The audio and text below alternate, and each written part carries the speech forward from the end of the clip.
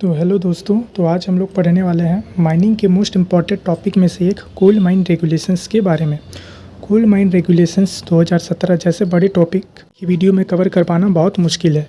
तो इस वीडियो की संपूर्ण जानकारी हम आगे आने वाली वीडियो में आपको अपडेट करते रहेंगे। तो जो कोल माइन रेगुलेशंस 2017 की जो संपूर्ण जानकारी है वो आपको पार्ट वाइज वीडियो बनाकर आपको अपडेट करते रहेंगे। तो चलिए इसी के साथ हम आज कोल माइन रेगुलेशंस का फर्स्ट चैप्टर शुरू करते हैं। तो कोल माइन रेगुलेशंस का फर्स्ट चैप्टर है प्रीलिमिनरी, जिसका हिंदी अनुवाद है प्रारंभिक। तो इसका जो फर्स्ट रेगुलेशंस है उसमें क्या दिया हुआ है, short title, commencement, application and extend. तो उसका जो पहला पॉइंट है उसमें क्या कहता है, ये रेगुलेशंस कोल माइन रेगुलेशंस 2017 कहलाएंगे। मतलब ये जो बुक है इसको किस नाम से जाना जाएगा, कोल माइन रेगुलेशंस 2017 के नाम से जाना जाएगा। तो जो सेकंड पॉइंट है वो है, ये गजट में उनके प्रकाशन की तारीख 27 नवंबर 2017 से लागू होंगे। मतलब ये केंद्र सरकार द्वारा गजट के माध्यम से पूरे भारत पर कब लागू हुआ था, 27 नवंबर 2017 को पूरे भारत में लागू हो गया था। इसके साथ जो थर्ड पॉइंट है इसमें कहा गया है ये प्रत्येक कोयला खान पर लागू होंगे। मतलब इसका ये मतलब है कि जहाँ जहाँ पर कार्बोनेशियस मैटर को एक्सट्रैक्ट करने के लिए माइनिंग किया जा रहा है वो उन सभी खदानों पर ये कोल माइन रेगुलेशंस 2017 लागू होंगे। और फोर्थ पॉइंट है, इनका विस्तार संपूर्ण भारत पर होगा। मतलब भारत में उपस्थित सभी खदानों जहां से कार्बोनेशियस मैटर को एक्सट्रैक्ट किया जाता है उन सभी खदानों पर ये कोल माइन रेगुलेशंस लागू होते हैं। इसके बाद जो नेक्स्ट रेगुलेशंस है वो है रेगुलेशन नंबर 2, जिसमें क्या है, डेफिनेशंस बताया गया है। तो इसका जो फर्स्ट पॉइंट है इसमें कहा गया है, इन रेगुलेशंस में जब तक विषय या संदर्भ में रिक्वायर्ड ना हो निम्नलिखित अर्थ लिखे जाएंगे। तो इसमें भी बहुत सारे पॉइंट है, तो हम लोग आइए इसके अंदर उपस्थित पॉइंट के बारे में हम लोग पढ़ते हैं। तो फर्स्ट पॉइंट क्या है, अबेंडेंड वर्किंग। तो अबेंडेंड वर्किंग का अर्थ है ऐसी वर्किंग जिसे भविष्य में कार्य में न लाने के आशय से अबेंडेंड कर दिया गया है। इसका मतलब है कि जब किसी खान में हो रहे वर्किंग प्लेस में जब कार्य को अस्थायी रूप से बंद कर दिया जाता है और इन फ्यूचर वहाँ पास किसी भी प्रकार का कार्य नहीं किया जाता है, तो ऐसे वर्किंग को क्या बोलेंगे, abandoned working. Abandoned mine methane. तो अबेंडेंड माइन मीथेन का अर्थ है अबेंडेंड माइन या उसके किसी भाग से प्राप्त प्राकृतिक गैस। मतलब किसी बंद पड़े माइन से एक्सट्रैक्ट किया हुआ नेचुरल गैस को ही हम लोग क्या बोलेंगे, अबेंडेंड माइन मीथेन। जो इसके बाद थर्ड पॉइंट है वो है एक्ट। तो एक्ट का अर्थ है माइंस एक्ट 1952। इसके बारे में हम लोग आगे आने वाली वीडियो के बारे में हम आपको इस माइन एक्ट 1952 के बारे में आपको अपडेट करेंगे। इसके बाद जो नेक्स्ट पॉइंट है वो है approved safety lamp and approved safety torch. तो इसका जो अर्थ है, ऐसा सेफ्टी लैंप या ऐसा बिजली टॉर्च जो ऐसी कंपनी द्वारा और इस तरह का बनाया गया है जिसका विवरण चीफ इंस्पेक्टर समय समय पर सामान्य या विशेष आदेश द्वारा स्पेसिफाई करे। इसका अर्थ है ऐसा safety lamp means flame safety lamp या बिजली टॉर्च, मतलब क्या हो जाएगा, कैप लैंप को किसी कंपनी द्वारा इस तरह का बनाया जाएगा जो चीफ इंस्पेक्टर एक विशेष नोटिस द्वारा स्पेसिफाई करे कि हमको इस प्रकार की कंडीशन के लिए मतलब किसी स्पेसिफिक कंडीशन के लिए इस प्रकार का कैप लैंप और फ्लेम सेफ्टी लैंप होना आवश्यक है। इसके बाद जो नेक्स्ट पॉइंट है वो है असिस्टेंट मैनेजर। तो असिस्टेंट मैनेजर का अर्थ है मैनेजर का सर्टिफिकेट प्राप्त हुआ व्यक्ति जिसे मालिक, एजेंट या मैनेजर ने खान या उसके किसी भाग के management, control, supervision and direction में मैनेजर की मदद के लिए लिखित रूप से अपॉइंट किया है, जो मैनेजर के ठीक नीचे व ओवरमैन या माइनिंग सरदार के ठीक ऊपर का अधिकारी है। तो असिस्टेंट मैनेजर का अर्थ ये है कि मैनेजर का सर्टिफिकेट प्राप्त कोई भी व्यक्ति जो ऑनर, एजेंट और मैनेजर द्वारा लिखित रूप से अपॉइंट किया गया है, किसके लिए, किसी खान के किसी भाग के मैनेजमेंट, कंट्रोल, सुपरविज़न और डायरेक्शन में किसकी मदद के लिए, मैनेजर की मदद के लिए जो लिखित रूप से अपॉइंट किया गया है उसको क्या बोलेंगे हम लोग, असिस्टेंट मैनेजर। और ये जो असिस्टेंट मैनेजर है वो किसके नीचे होगा, मैनेजर के जस्ट ठीक नीचे काम करेगा और माइनिंग सरदार व ओवरमैन के ठीक ऊपर ये वर्क करेगा। इसके बाद जो नेक्स्ट पॉइंट है वो है ऑक्सिलरी पंखा। ठीक है ना। तो इसका क्या अर्थ है, हवा फेंकने वाला पंखा, फोर्सिंग फैन या हवा खींचने वाला पंखा, एक्सॉस्टिंग फैन, जो भूमिगत खान में एक वेंटिलेशन डिस्ट्रिक्ट के एक या एक से अधिक आयतनों में हवा पहुंचाने के काम में लिया जाता है। मतलब ऑक्सिलरी पंखा बोले तो फोर्सिंग फैन या एक्सॉस्टिंग फैन दोनों में से कोई भी फैन हो सकता है, जो किस काम में आता है, अंडरग्राउंड वर्किंग के किसी एक वेंटिलेशन डिस्ट्रिक्ट में उपस्थित विभिन्न फेसेस जहाँ पास ड्रिलिंग या ब्लास्टिंग या किसी कंटिन्यूअस माइनर द्वारा कोल को एक्सट्रैक्ट किया जाता है, उस फेस पर किस काम में लाया जाता है? हवा पहुंचाने के काम में किसका उपयोग किया जाता है? ऑक्सिलरी फैन का यूज़ किया जाता है। इसके बाद जो नेक्स्ट पॉइंट है जी नंबर, किसी माइन में एवरेज आउटपुट का अर्थ है उस माइन की निर्धारित सीमा में स्थित सभी खनन स्थलों से प्राप्त उत्पादन का फाइनेंशियल ईयर का मंथली एवरेज। इसका अर्थ है एवरेज आउटपुट का अर्थ है कि फाइनेंशियल ईयर में खान की सीमा में स्थित सभी जगह से उत्पन्न कोयला प्रोडक्शन का मंथली एवरेज को ही हम लोग क्या बोलेंगे? एवरेज आउटपुट बोलेंगे। इसके बाद जो नेक्स्ट पॉइंट है वो है एच नंबर, बैंक्समैन। तो बैंक्समैन का अर्थ है वह व्यक्ति जिसे शाफ्ट या इंक्लाइन के ऊपर व्यक्ति सामान औजार नीचे उतारने या ऊपर उठाने की निगरानी के लिए तथा घंटी का सिग्नल देने के लिए लगा गया है। मतलब बैंक्समैन जो होगा वो किस उसका क्या दायित्व होगा? वो इंक्लाइन या शाफ्ट के ऊपर स्थित होगा, जो कि क्या काम करेगा? व्यक्ति सामान औजार नीचे उतारने व ऊपर उठाने की निगरानी के लिए रखा जाएगा तथा घंटी का सिग्नल भी बैंक्समैन द्वारा ही दिया जाएगा। इसके बाद जो नेक्स्ट पॉइंट है वो है बूस्टर फैन। तो बूस्टर फैन का अर्थ है भूमिगत भाग में बैठाया गया मैकेनिकल फैन जो उस खान या किसी वेंटिलेशन डिस्ट्रिक्ट के इंटेक या रिटर्न रास्ते से बहने वाली समस्त हवा को बढ़ा देता है।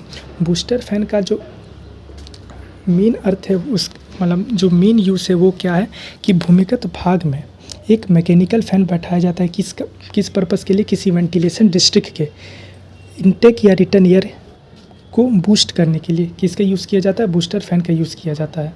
इसके बाद जो नेक्स्ट पॉइंट है कोयला। तो कोयला का अर्थ है एंथ्रासाइड, बिटुमिनस, पीट या अन्य कार्बनिक पदार्थ। तो जो एंथ्रासाइड, बिटुमिनस और पीट ये क्या है? कोल के टाइप्स हैं। इसके बाद क्या कहा गया है? ये कोयले के रूप में बेचा जाता है या बिक्री के लिए चिन्हित है, तो इसको क्या बोलेंगे हम लोग? कोयला। इसके बाद जो नेक्स्ट पॉइंट है वो है कोल माइन मीथेन। तो कोल माइन मीथेन का अर्थ है कोल माइन या उसकी किसी भाग से निकाली गई प्राकृतिक गैस। तो जब किसी अंडरग्राउंड वर्किंग या ओपन कास्ट वर्किंग में किसी एक भाग से नेचुरल गैस को जब ऑटोमेटिक निकलता है या उसको प्राप्त किया जाता है, तो उस गैस को हम लोग क्या बोलेंगे? नेचुरल गैस या बोलेंगे कोल माइन मीथेन। ये जो नेचुरल गैसेस होता है वो बेसिकली कौन सी गैस होती है? मीथेन गैस होती है, जिसका रासायनिक नेम क्या होता है? CH4। इसके बाद जो नेक्स्ट पॉइंट है वो है कमेटी। तो कमेटी का अर्थ है एक्ट के सेक्शन 12 के अधीन नियुक्त की गई कमेटी। इसके बाद जो नेक्स्ट पॉइंट है वो है M नंबर, जिसमें क्या पूछा है? कॉम्पिटेंट पर्सन के बारे में। तो किसी काम, मशीन, षड्यंत्र या इक्विपमेंट के लिए कॉम्पिटेंट पर्सन का अर्थ है वह व्यक्ति जिसकी आयु 20 वर्ष हो चुकी है और जिसे मैनेजर ने लिखित आदेश से उस काम को करने के लिए या उसकी निगरानी करने के लिए या मशीनरी, षड्यंत्र या इक्विपमेंट के प्रचालन की निगरानी के लिए कॉम्पिटेंट पर्सन नियुक्त किया है तथा जो दी गई ड्यूटी को निभाने के लिए जिम्मेवार है। शॉट फायरर भी सक्षम व्यक्ति माना जाएगा। मतलब कॉम्पिटेंट पर्सन का क्या अर्थ हो सकता है कि किसी मशीनरी, वर्क या प्लांट में कॉम्पिटेंट पर्सन का अर्थ है कॉम्पिटेंट पर्सन कौन होगा? जिसकी आयु क्या हो चुकी है? 20 वर्ष से अधिक हो चुकी है और जिसे मैनेजर ने लिखित रूप से अपॉइंट किया है कि इस काम के लिए मशीनरी, षड्यंत्र या इक्विपमेंट के संचालन के लिए तथा उसकी निगरानी के लिए उसको लिखित रूप से नियुक्त किया तथा जो दी गई जिम्मेदारी को निभाने के लिए जिम्मेवार भी है। रिस्पॉन्सिबिलिटीज़ होगी किसी भी जिम्मेदारी को निभाने के लिए तथा शॉट फायरर भी कॉम्पिटेंट पर्सन माना जाएगा। इसके बाद जो नेक्स्ट पॉइंट है वो है ठेकेदार। तो ठेकेदार का अर्थ है ऐसा व्यक्ति, समूह, company, firm, local authority and local body जो माइन की सेवाएं या ऑपरेशन का ठेका लेता है। इसके अंतर्गत सब कॉन्ट्रैक्टर भी आते हैं। ठेकेदार का मेन अर्थ क्या हो जाएगा कि जो ठेकेदार होता है वो किसी माइन में चल रही विभिन्न सर्विसेज, जैसे हो जाएगा ड्रिलिंग, ब्लास्टिंग हो जाएगा, रोड बनाने का काम हो जाएगा, मेंटेनेंस का, सपोर्ट का हो जाएगा, ट्रांसपोर्टेशन का हो जाएगा। तो ऐसे विभिन्न ऑपरेशन को निभाने विभिन्न ऑपरेशन को कंप्लीट करने का वो ठेका लेता है। तो इसके अंतर्गत सब कॉन्ट्रैक्टर किसी कॉन्ट्रैक्टर को इतने बड़े जिम्मेदारी को निभाना मुश्किल होता है, इसलिए वो सब कॉन्ट्रैक्टर अपने नीचे बहुत सारे लोगों, पर्सन को हायर करता है जो किसी स्पेसिफिक काम को किसी अन्य ठेकेदार को सौंप देता है, जिससे वो काम आसानी से पूरा हो जाए। जैसे किसी को ट्रांसपोर्टेशन का काम सौंप दिया, किसी को ड्रिलिंग ब्लास्टिंग का काम सौंप दिया, किसी को सपोर्टिंग का काम सौंप दिया। तो ऐसे ऑपरेशन, ऐसे लोगों को क्या हम लोग क्या बोलेंगे, सब कॉन्ट्रैक्टर बोलेंगे। इसके बाद जो नेक्स्ट पॉइंट है वो है डीप होल ब्लास्टिंग।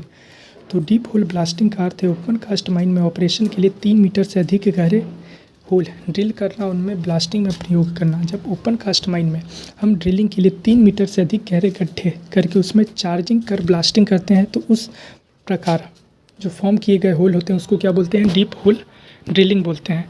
ठीक है ना। इसके बाद जो नेक्स्ट पॉइंट है वो है डिज़ाइनर। तो डिज़ाइनर का अर्थ है ऐसा कंपनी, व्यक्तियों का समूह, कंपनी या संस्थान जो कोयला खनन प्रणाली, कोयला खनन पद्धति या कोल माइंस में प्रयोग के लिए मशीनरी, षडयंत्र, इक्विपमेंट या साधन या पदार्थ डिज़ाइन करता है। तो डिज़ाइनर मेन रूप से कौन हो जाएगा, जो कोल माइन में वर्किंग के लिए किसी भी प्रकार की मशीनरी, षडयंत्र या इक्विपमेंट को डिज़ाइन करता है, जिससे हम उस माइन में कोल को बेहतर तरीके से एक्सट्रैक्ट कर सके। तो ऐसे लोगों को या ऐसे समूह को क्या बोला जाता है, डिज़ाइनर बोला जाता है। इसके बाद जो नेक्स्ट पॉइंट है वो है डिसकंटिन्यूड वर्किंग।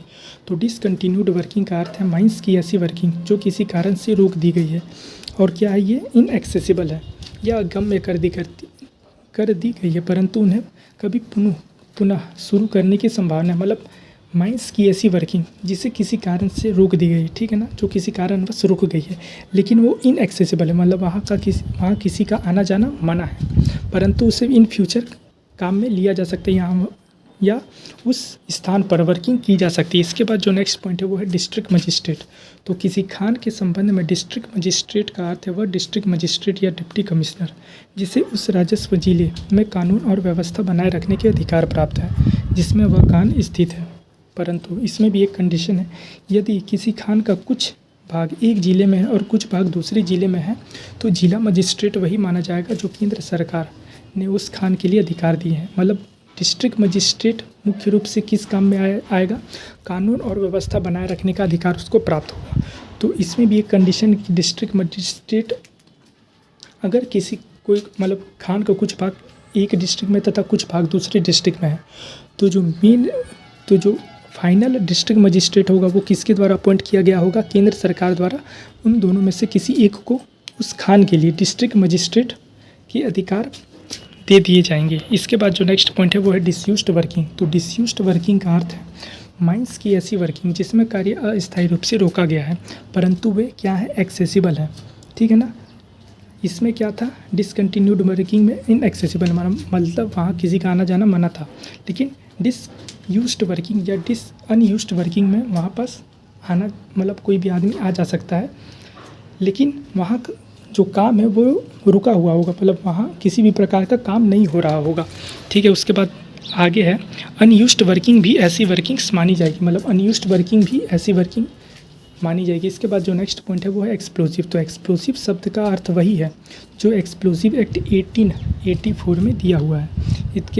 इसके बाद जो नेक्स्ट पॉइंट है फेस। मतलब फेस क्या होता है, किसी काम की जगह का आगे बढ़ता हुआ भाग या किसी गैलरी, रास्ते या ड्रिफ्ट के अंदर वाला सिरा को हम क्या बोलेंगे, फेस बोलेंगे। या फेस मतलब ये हो सकता है, मतलब जब माइनिंग सरदार या ओवरमैन या जब कोई वर्कर किसी फेस पे ड्रिल होल करके उस पर चार्जिंग कर ब्लास्टिंग करता है तो उस जगह को हम क्या बोलेंगे, फेस बोलेंगे। तो ये जो फेस होता है वो लगातार कंटिन्यूअस आगे बढ़ता रहता है। इसके बाद जो नेक्स्ट पॉइंट है वो है फायरी सीम। फायरी सीम का अर्थ है अग्निमय सीम, यानी ऐसी सीम जिसमें खान की सीमा के अंदर स्थित भूमिगत वर्किंग्स या ओपन कास्ट वर्किंग में आग या स्वतः दहन मौजूद है। मतलब फायरी सीम किसको कहेंगे, जब खान की सीमा के अंदर स्थित किसी वर्किंग्स में स्पॉन्टेनियस हीटिंग या स्वतः दहन मौजूद होती है तो उस वर्किंग को उस सीम को क्या बोलेंगे, हम लोग फायरी सीम बोलेंगे। इसके बाद जो नेक्स्ट पॉइंट है वो है फाइनेंशियल ईयर। तो फाइनेंशियल ईयर का अर्थ है अप्रैल के फर्स्ट डे से अगले वर्ष के मार्च के लास्ट दिन तक या अंतिम दिन तक 12 महीने की अवधि को हम क्या बोलेंगे, फाइनेंशियल ईयर। इसके बाद जो नेक्स्ट पॉइंट है वो है फ्लेम प्रूफ इनक्लोजर। तो फ्लेम प्रूफ इनक्लोजर का अर्थ वही होगा जो केंद्रीय विद्युत प्राधिकरण रेगुलेशन 2010 में दिया गया है।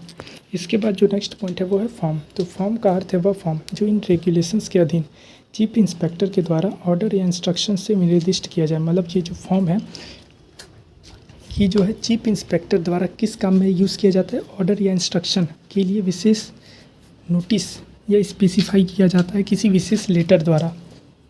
इसके बाद जो नेक्स्ट पॉइंट है वो है गैस। तो गैस शब्द की परिभाषा में धुआं और भाप भी शामिल है। तो इसके बाद जेड का भी बहुत इसके अंदर भी बहुत सारे पॉइंट हैं जिसके बारे में जानना हमें बहुत ज़रूरी है। तो आइए देखते हैं। गैसीय सीमा फर्स्ट डिग्री। तो गैसीय सीमा फर्स्ट डिग्री का अर्थ है ऐसी कोयला सीम या उसका भाग जो खान की सीमा के अंदर स्थित है, चाहे उसके भूमिगत वर्किंग्स में किसी भी जगह हवा के सामान्य वातावरण में इनफ्लेमेबल गैस पाई जाती है या नहीं। यदि उसमें इनफ्लेमेबल गैस पाई जाती है तो general body of mine year में ज्वलनशील गैस 0.1% से अधिक नहीं है तथा निकलने वाली गैस की मात्रा कोयले के प्रति टन उत्पादन के हिसाब से 1 क्यूबिक मीटर से अधिक नहीं है। मतलब फर्स्ट डिग्री ऑफ गैसीय सीम किसको बोलेंगे? जब general body of mine year में जो ज्वलनशील गैस है वो 0.1% से कम है और कोयले के प्रति टन उत्पादन के हिसाब से क्या है 1 क्यूबिक मीटर से अधिक नहीं है, मतलब उससे कम है या 1 क्यूबिक मीटर तक है, तो उसको हम लोग क्या बोलेंगे? गैसीय सीम ऑफ फर्स्ट डिग्री। इसके बाद जो नेक्स्ट पॉइंट है वो है गैसीय सीम ऑफ सेकेंड डिग्री। तो गैसीय सीम ऑफ सेकेंड डिग्री का अर्थ है ऐसी कोयला सीम या उसका भाग जो खान की सीमा के अंदर स्थित है और जिसकी भूमिगत वर्किंग्स में किसी भी जगह हवा के सामान्य वातावरण में ज्वलनशील गैस 0.1% से अधिक है तथा जिसमें निकलने वाली गैस की मात्रा कोयले के प्रति टन उत्पादन के हिसाब से 1 क्यूबिक मीटर से अधिक है परंतु 10 क्यूबिक मीटर से कम है। मतलब गैसीय सीम ऑफ सेकेंड डिग्री हम लोग किसको बोलेंगे? जिसके general body of mine year में ज्वलनशील गैस 0.1% से अधिक है। पर इसमें भी एक कंडीशन है कि जब हम कोयले के प्रति टन उत्पादन के हिसाब से ज्वलनशील गैस की मात्रा को हम लोग नापेंगे तो उसमें यह मात्रा कोयले के प्रति टन उत्पादन के हिसाब से 1 क्यूबिक मीटर से अधिक तो है परंतु 10 क्यूबिक मीटर से अधिक नहीं है। तो ऐसे सीम को हम लोग क्या बोलेंगे? गैसीय सीम ऑफ सेकेंड डिग्री। इसके बाद जो नेक्स्ट पॉइंट है वो है गैसीय सीम ऑफ थर्ड डिग्री।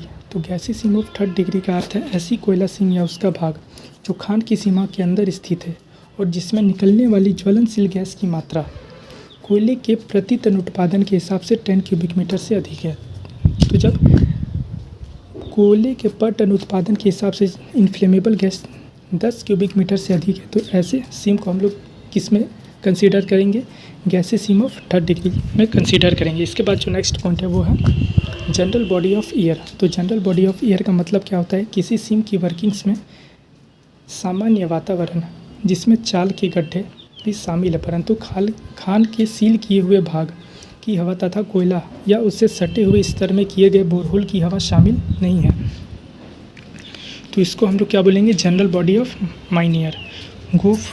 तो इसके बाद जो नेक्स्ट पॉइंट है वो है गोफ। तो गोफ का अर्थ है भूमिगत माइन का वह भाग जिसमें से कोयला या कोयले का पिलर काटा जा चुका है। यदि लॉन्गवर प्रणाली से काम होता है तो वह भाग जिसमें से कोयला निकाला जा चुका है परंतु जो काम की जगह नहीं है, तो ऐसे जगह को हम लोग क्या बोलेंगे? गोफ बोलेंगे। मतलब गोफ किसको बोलेंगे? मेनली जो फ्रेशली एक्सपोज्ड रूप है या अगर लॉन्गवर प्रणाली से काम होता है तो वह भाग जहाँ से कोयला पूरा एक्सट्रैक्ट किया जा चुका है तो उस जगह को हम लोग क्या बोलेंगे? गोफ बोलेंगे। इसके बाद जो नेक्स्ट पॉइंट है वो है हैवी अर्थ मूविंग मशीनरी, जिसका अर्थ है HEMM इसको शॉर्ट में बोलते हैं। तो मशीनरी जो ओपन कास्ट माइन में digging, drilling, dredging, hydraulicking, ripping, dozing, loading या ओवरबर्डन की ढुलाई के लिए प्रयोग की जाती है उसको हम लोग किस कैटेगरी में रखेंगे? HEMM में रखेंगे। इसमें भी बहुत सारे टर्म एंड कंडीशन है। HEMM बोले तो बहुत हैवी मशीनरी जो एक ही बार में बहुत सारे मटेरियल को ट्रांसपोर्ट करे या फिर एक स्थान से दूसरे स्थान तक मूव करे। इसमें भी एक कंडीशन है कि 50 mm से कम डायमीटर होल करने वाली मशीन जो होती हैं ओपन कास्ट माइन में और हैंड हेल्ड ड्रिल मशीन किस में नहीं गिने जाएंगे? HEMM में नहीं गिने जाएंगे। इसके बाद जो नेक्स्ट पॉइंट है वो है इंक्लाइन। तो इंक्लाइन क्या होता है? सरफेस या भूमिगत भाग में ढालू रास्ता, जिसको क्या बोलेंगे? इंक्लाइन रास्ता। तो इसको हम लोग क्या बोलेंगे? इंक्लाइन। ये बेसिकली क्या होता है? मोड ऑफ एंट्री का एक पार्ट है। इसके बाद जो नेक्स्ट पॉइंट है वो है इंसेंट्रिकली सेफ एपरेटस। तो इंसेंट्रिकली सेफ शब्द का अर्थ वही होगा जो केंद्रीय विद्युत प्राधिकरण रेगुलेशंस 2010 में दिया गया है। इसके बाद भी बहुत सारे पॉइंट दिए गए हैं तो इस पॉइंट के बारे में हम आगे आने वाली वीडियो में आपको बताएंगे। तो चलिए आज इसी के साथ आज का पहला चैप्टर का पार्ट ए हम लोग यहीं पास समाप्त करते हैं। तो अगर आपको इस वीडियो से कुछ सीखने को मिले तो इस वीडियो को लाइक करके और चैनल को सब्सक्राइब करके हमें मोटिवेट करें, जिससे हम आगे भी इसी प्रकार की वीडियो आपके लिए ला सकें। धन्यवाद।